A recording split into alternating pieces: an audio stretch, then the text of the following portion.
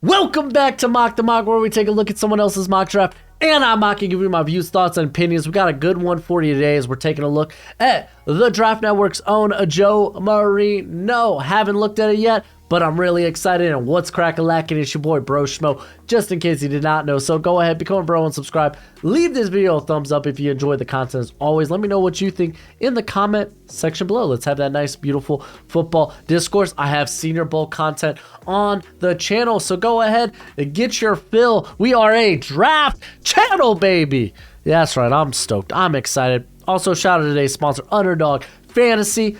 Check them out. More information is in the description below. Let's go ahead and get into this sucker. As we have the Carolina Panthers, we got a trade. So the Carolina Panthers are moving up. I think they've been experimenting with different teams moving up. So in this scenario, we get the Panthers moving up to one to take Will Levis. This is a Frank Reich type of guy. Frank Reich would totally love Will Levis. So I believe it. I buy it. So Carolina gets the first overall pick, and then Carolina's giving their first round pick this year, next year, and 2025. And then they're also giving away a third in next year's draft and a second. So you're getting a bit more than what the Niners did to move up for Trey Lance. So holy moly, Will Levis better be it. But this is a Panthers team that probably thinks they're fairly close. They think they may be a quarterback away of being a playoff contender, and that they can probably make those few additions that they need via maybe free agency. They gotta clear some space, or with the picks they have remaining in this draft. So definitely interesting. Again, this is a team that probably feels like they're a quarterback away from being a true contender. Will Levis is a Frank Reich type of guy, at least I imagine so. So, yeah, he's going number one. Hey, guys, I'm going to be honest with y'all. Buy into Will Levis potentially going exceptionally high. And I mean first overall pick high. It's definitely within the realm of possibility. Am I saying I'm that high on Will Levis? I'm not. But open your minds up. This is a possibility. The Houston Texans stay put, and they get my favorite quarterback in the class, Bryce Young. I'm a big fan of Bryce Young. This is a great pick to start the DeMarco Ryan's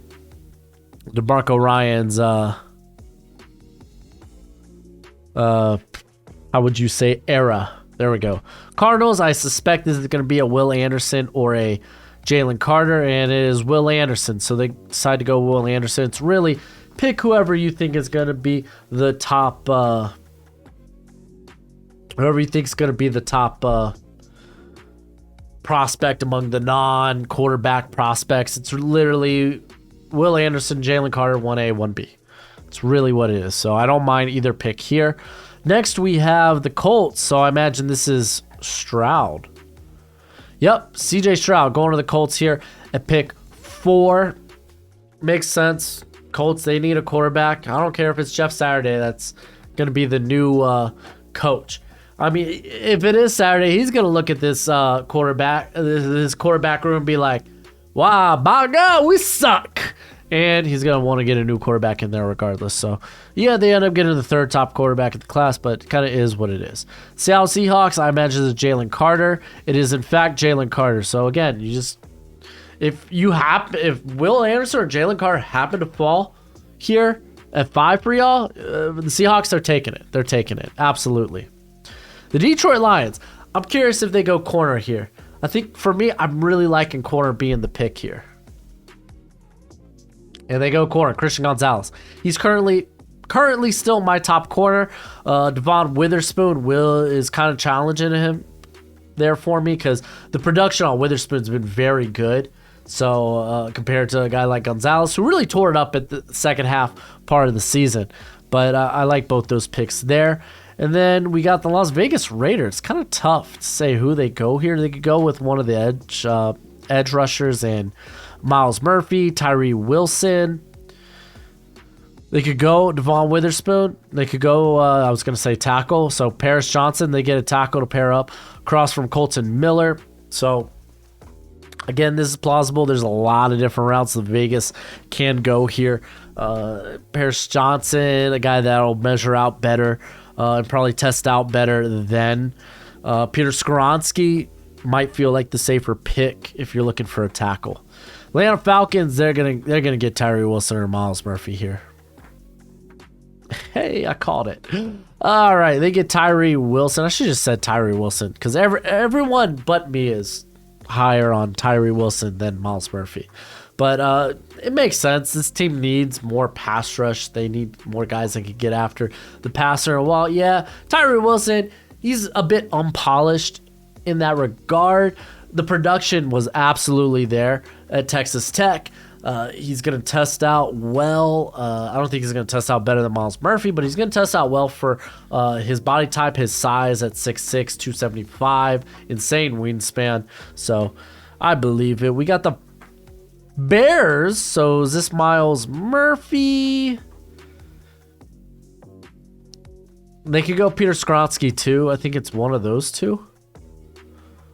It's Peter Skoronski. Okay, I'm glad I brought up Peter Skoronski. So Bears get a buttload of picks and they help the interior of their offensive line or even tackle. Maybe he ends up your right tackle of the future. And you move Larry Borum into, I believe, left guard because wasn't it Taven Jenkins playing right guard? Regardless, Peter Skoronski is even a guy you can play at center because Mustafer's kind of been all over the place. So, like, this is a good value. I mean, considering what you got in return, this is a good pick. Devon Witherspoon. I'm going to say Devon Witherspoon. Maybe Miles Murphy. I think both those two picks would be legit here for the Eagles. They go Miles Murphy. So, they end up with a pass rusher. I'm cool with that. I'm fine with that.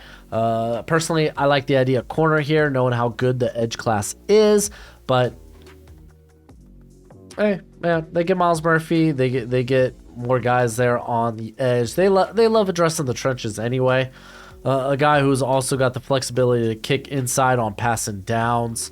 Yeah, I mean, it makes sense. So, all right, tight end's pick is kind of mysterious here. I like that I get to try to guess what the pick may be. I'd like to say this perhaps could be Broderick Jones. He would make a lot of sense. It could be a wide receiver. And it really could be a bevy of the variety of any of the wide receivers there. So I'm going to say wide receiver, but I lean Broderick Jones. Broderick Jones. Okay. So the left side of their line is kind of poo-poo, PP. And Taylor Lewan's likely a cap casualty. Aaron Brewer wasn't good. So Dennis Daly was terrible. So grab Broderick Jones to be your left tackle of the future. I think is solid. Houston Texans. I like wide receiver here for the Texans. You get your first pick of the litter. I'm not opposed to corner either to pair up. Maybe solidify your secondary.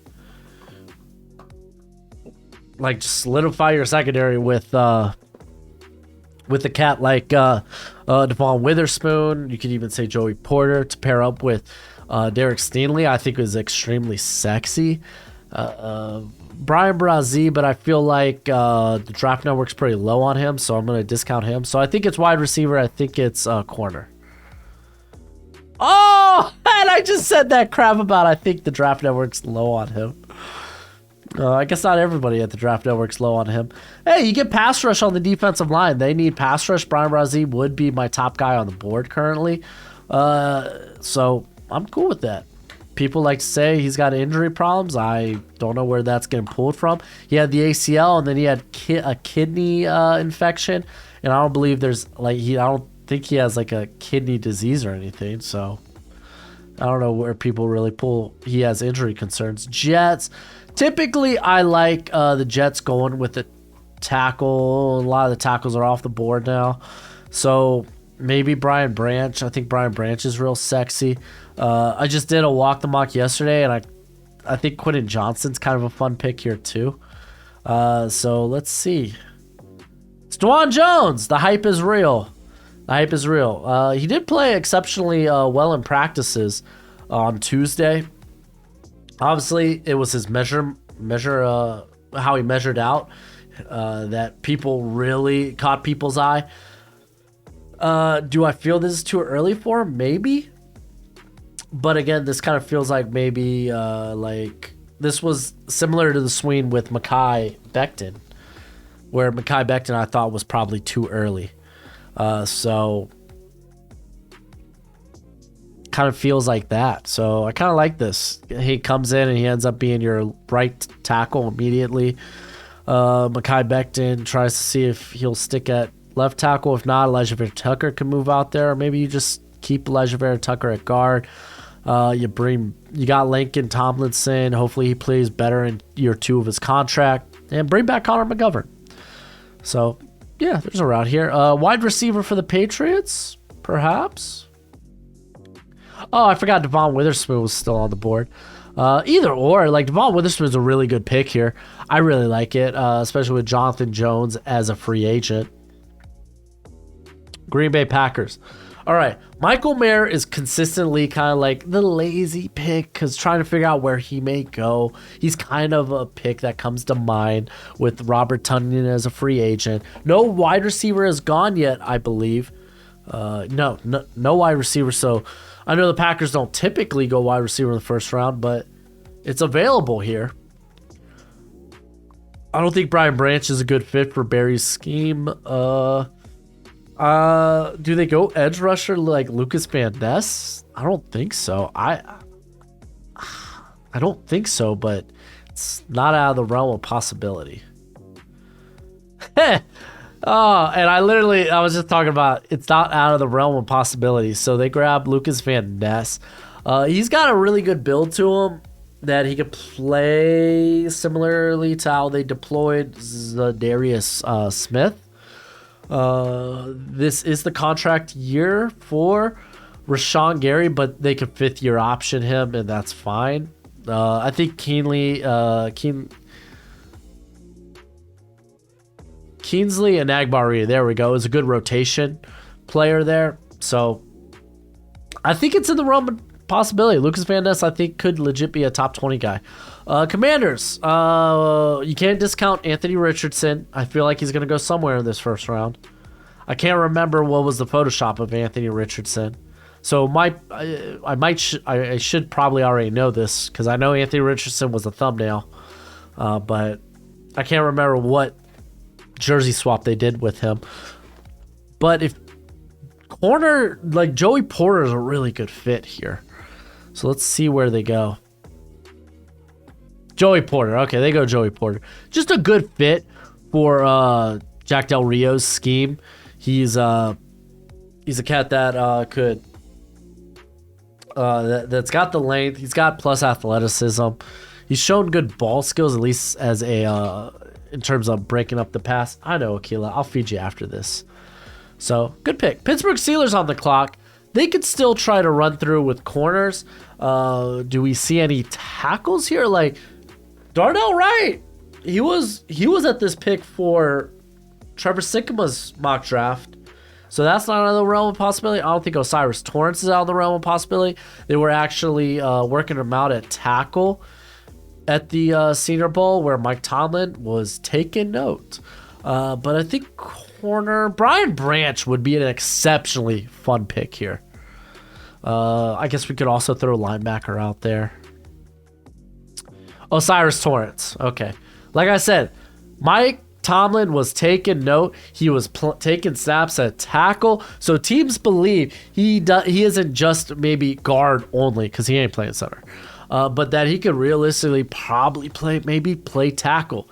So a very interesting pick here for the Steelers, but one I'm not completely against. Detroit Lions are next on the clock. Their first pick was Christian Gonzalez. This next pick, we could talk Bijan. I don't think it's Bijan though. This could be where the first linebacker, whether it's Drew Sanders, Trenton Simpson.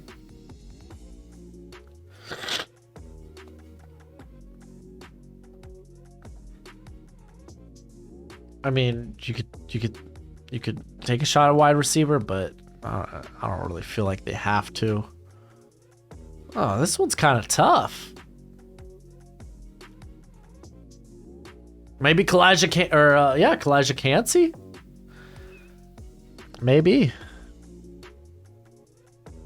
Ah, it's Bijan. I just said, let's not. This is fan fiction right here, man. This is. Listen, I get it. Jamal Williams, he is a free agent after this season, but I really think he probably ends up back with the team. DeAndre Swift, they say he's been inconsistent.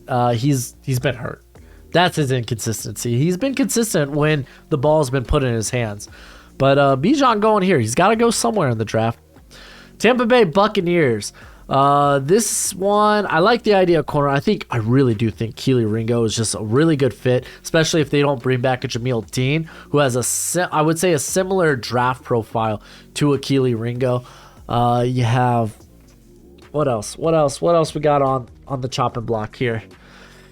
Levante David's a free agent, so they could do Drew Sanders, they could do Trenton Simpson. I don't really think there's another guard I would like here. They could always opt for more pass rush, so like Nolan Smith I think could be a good fit. I know the Draft Network's high on Derek Hall, so I could see him probably potentially being here. Let's check it out. It's Keely Ringo. There we go. I love the fit. I already kind of talked about how Keely Ringo he's going to have a similar prospect profile to Jameel Dean. Sean Murphy-Bunting is also a free agent, so it does make sense that they could go there.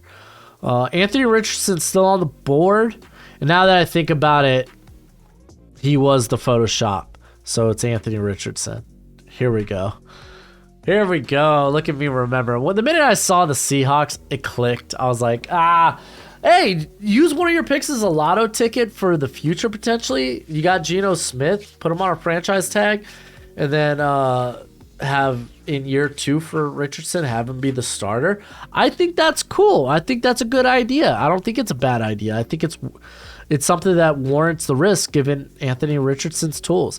Miami Dolphins forfeited their pick because we're sneaky and bad at it. So the Chargers get the next pick. No receivers off the board. Jordan Addison is one of my favorite fits here. And if you're thinking speedsters, it's probably Addison. It's probably Zay Flowers. Other areas they could go, Anton Harrison is one that comes to mind. Oh, Michael Mayer. Michael Mayer is also probably a given here. As a matter of fact, I bet you it's Michael Mayer. It's Michael Mayer. Okay. I'm glad that came to mind. So, they have Gerald Everett there, but he's not a long-term option. Michael Mayer, honestly, he's going to be a top 20 prospect on my big board probably throughout the whole draft process. I can almost guarantee it. I'm a big fan. I really think there's a lot of TJ Hawkinson to his game. So I think this is a good fit. Still no receiver, by the way, right? We haven't seen a receiver go, I believe. So let's keep note of that because we know the Giants will probably get one. Oh, Baltimore Ravens? Ooh, which one would they go for? Jordan Addison. They would love a Jordan Addison that could be a field separator. Jackson Smith and Jigba, though, feels like a really good fit for the Baltimore Ravens. Let's see which receiver they go with. Jordan Addison, okay. So keep in mind they brought in Deshaun Jackson because they were looking for that long field threat. I mean, Addison has that speed. He can separate both vertically and horizontally, so I think it's a really good fit. Who's next? We're not at the Giants pick just yet. It's the Minnesota Vikings. Cam Smith, Manuel Forbes, so one of the corners are in play here. Brian Branch still on the board. Brian Branch would be a good selection here. I've seen like Siaki Ika could be fun. Like if they want that big space eater, but I don't think he's like very fringe first round. I guess any of the receivers are potential pickups. But I'm really feeling Brian Branch. Oh, it's Cam Smith. Okay, that's fine. So Cam Smith, I figure it'd probably be the corners, and that's why I kind of played with maybe Brian Branch. So Cam Smith goes here. We don't know exactly what the defense will look like, given they haven't. I don't believe they've hired a new DC yet. But Cam Smith, very versatile. I think skill set. People are kind of curious. Will he test out well enough to warrant a first round selection? That's kind of the concern right now amongst the draft community. I think this is the Giants pick. No, it's Jacksonville. All right, so Michael Mayer's off the board. Brian Branch. This is perfect for Brian Branch. Like, Darius Williams moved to the outside and played phenomenally. So keep him on the outside, which means you have an opening in the slot. And you could always upgrade from Rashawn Jenkins. But if you get Brian Branch, like, he's a guy that could probably play both in the box. He can literally play a variety of roles for your defensive backfield. But Brian Branch could immediately play in the slot, and then eventually when you want to get off Jenkins' contract, you could have him probably play more in the box and such. I think Brian Branch he should be the pick here. It's freaking Anton Harrison. I mean, I love Anton Harrison. Don't get me wrong. Crap. But, I mean, I think they're going to move forward with... I get it, Juwan Taylor has a expiring contract. But I think they're going to go forward with Walker Little and Cam Robinson. I do love me Anton Harrison, though. I feel like a lot of their problems, though, stem from the guard spot. Giants is a receiver. Let's just keep going and see who it is.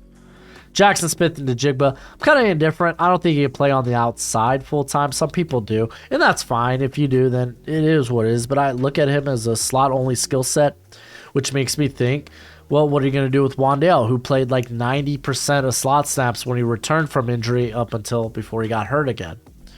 So maybe you put Wan'Dale more on the outside. I don't know. But like Jackson Smith, I think is a good fit for a Daboll scheme. So I'm not going to argue with that. Dallas Cowboys. Quentin Johnson's not really the receiver I think they're looking for. I think they want a speedy threat, or at least that's what I figure with the T.Y. Hilton sign-in late in the season. We could go with one of those space eaters like Siaki Ika, Mozzie Smith.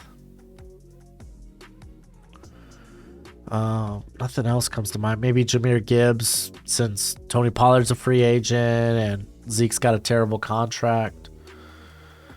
Zay Flowers. I did this in my mock a few days ago. Oh, Rashee Rice. I think this is just too high for Rashee Rice. I feel like he's more of this like mid to late day 2 guy right now. He is a do-everything guy, but he's just not that explosive. I don't think he's the explosive weapon that they really need. So, I forget the Draft Network's pretty darn high on him. Buffalo Bills, I don't think Jahmyr Gibbs. I know they're high on Andrew Voorhees, so they could maybe take a shot there. I think that's very plausible. Maybe Cody Mock, since he's getting some love there. I think he's been getting some play at guard, and I think he's probably going to get some play at center while he's at the Senior Bowl as well.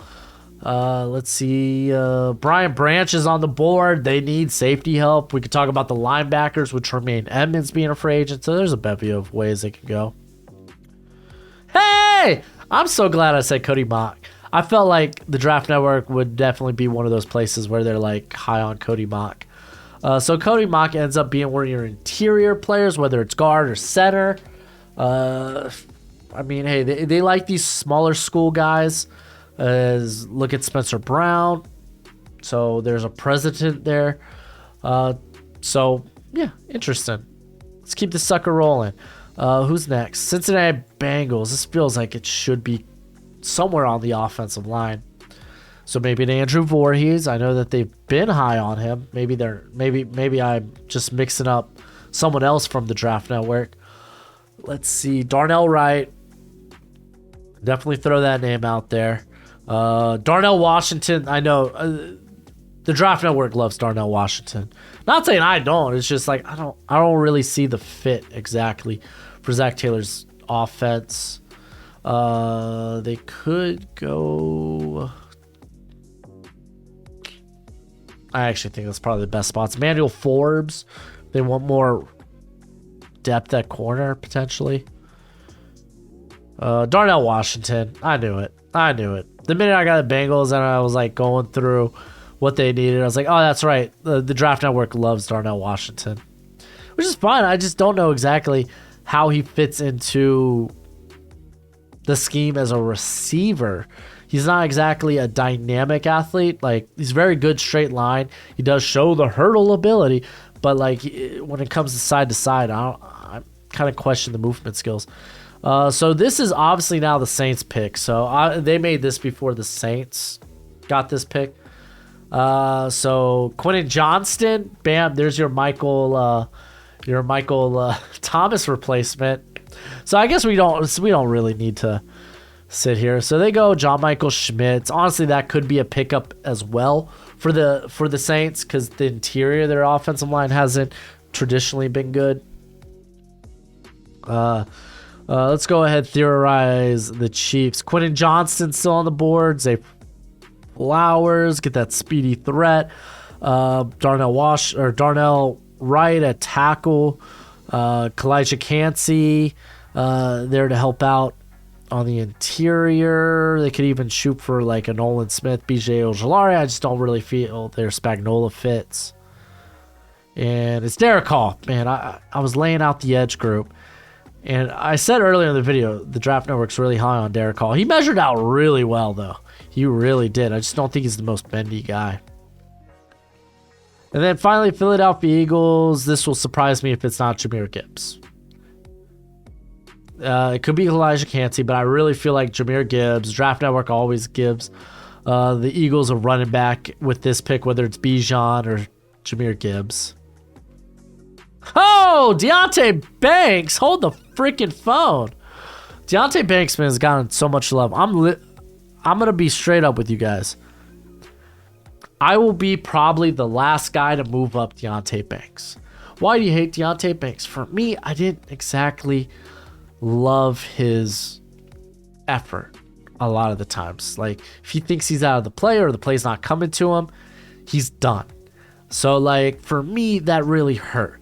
He is a very overtly physical, and I mean, like, even more physical than, like,